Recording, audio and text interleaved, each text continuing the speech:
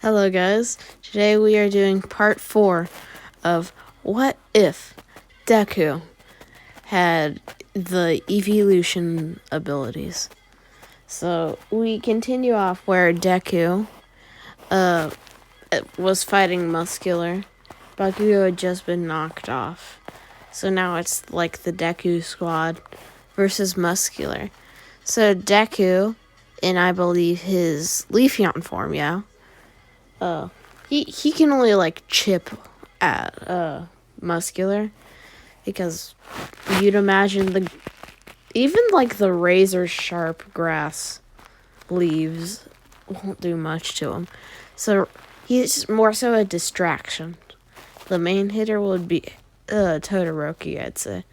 He's only using ice so far because Deku never pushed him in the sports festival, because he didn't even make it to the final round. Yet alone the 1v1s. So, like, rip. Anyway, Todoroki's firing ice shards at Muscular, and that's when Deku suddenly transforms into Glaceon. And then they both in tandem start to fire ice crystals at Muscular.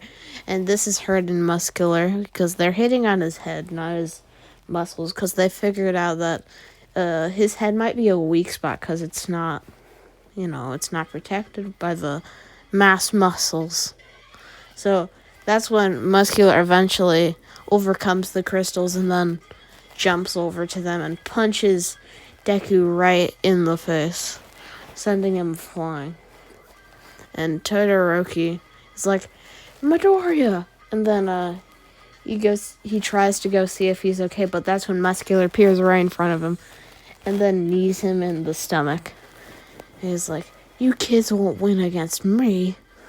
And then that's when Deku pops out of the tree part, being Umbreon.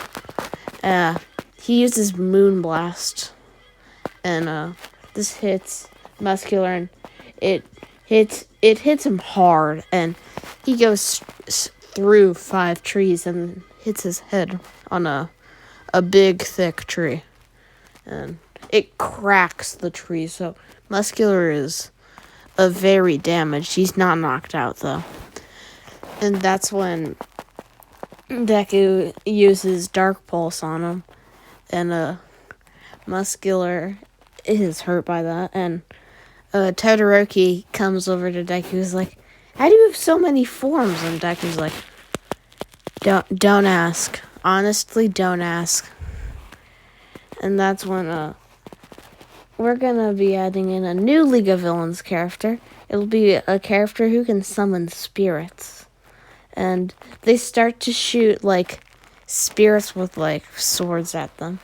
And this starts cutting the Deku squad all over, and that's when Deku suddenly changes over into the ghost form for Eevee. And he's like, what's this form? This is new. Cool. And he starts using ghost abilities like Astonish, Lick, stuff like that, like ghosty abilities like Shadow Ball. And it starts destroying the spirits, and then that's when the spirit lady gets hit by one of the shadow balls, and this knocks her out. And that's when Deku shifts back into Umbreon, and they continue the assault on Muscular. That's when eventually Aizawa arrives, and he deactivates Muscular's quirk, and this defeats Muscular, and they capture him. But actually no, there's no but. So Momo put a tracker on the no move because the villains had to leave, so rip. And right, so they capture all the villains that were knocked out in the forest, like Mustard, Dobby,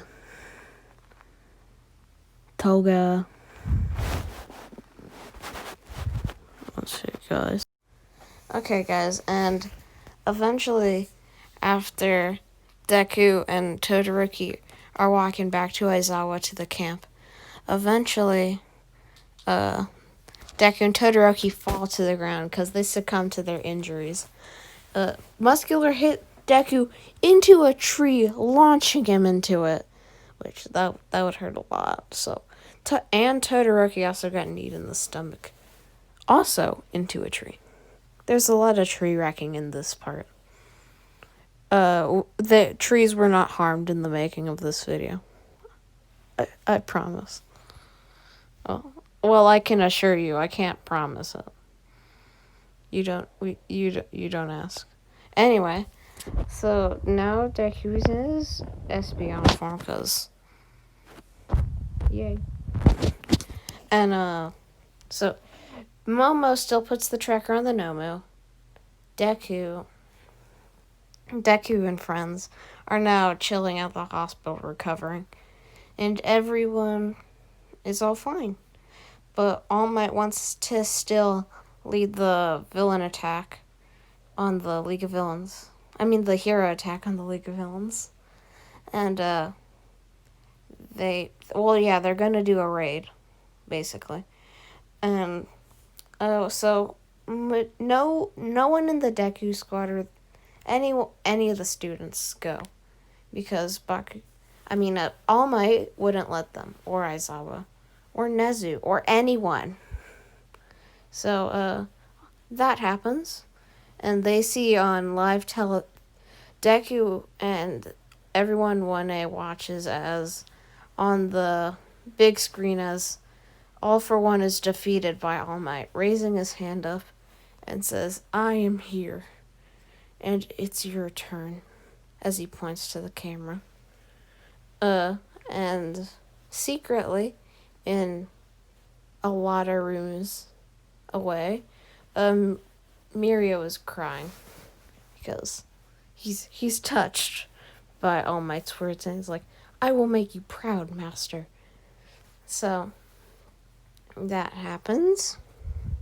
So I'm gonna say Deku still goes with Night Eye because Night Eye is fascinated with all of Deku's transformations he can do. So that happens. And Night Eye tests him, and he doesn't touch any of the precious All Might merch. And Night Eye is super happy because he doesn't have to go and buy some new merch. Shop at allmight.com. Anyway, Deku, one day when Mirio and Deku are patrolling the streets, they find this little girl who runs up to Deku's leg, and she says nothing. She's just whimpering, and then sees Overall come in the dark like, "Eri, don't run." And it's like, and then he notices the hero's like, "Oh, sorry about my daughter. She's a bit troublesome." And then Eri's like, and Eri is very scared. And Deku and Mirio notice this, but Mirio tries to get Deku to just leave it. So Deku eventually starts asking Overall questions like, "Why does she have bandages?" Overall just stays quiet like, "Can I have my daughter back?" And they start arguing, then Mirio pushes Deku away, and he goes to Overall like, "I'm sorry, sir." But he's just a hero in training, like me, but yeah, we're sorry. We're very sorry. I hope your daughter gets better because she got bandages. Anyway, Deku and Mirio, while they're walking back to Night Eye, they start arguing like, why were you so persistent? It's like, because that was kind of suspicious with Overhaul. And he's like, who? Like, you didn't hear that. I totally just didn't have Deku make a fourth wall break. Yeah. Anyway, one time, when Night Eye is, when Deku and Mirio tell Night Eye about what happened, Night Eye tells them that the Overhaul guy is actually Kai Chisaki, a leader of the... How do I know Overhaul's real name, but I don't know the group? The Yakuza group. Thank you. Anyway, Deku and Mirio and Night Eye start the raid. Like, they gather everyone out, and then eventually they go over to the where the thingamajig is, the base is.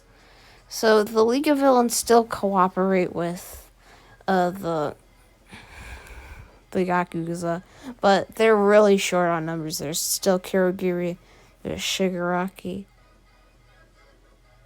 and honestly, that's about it.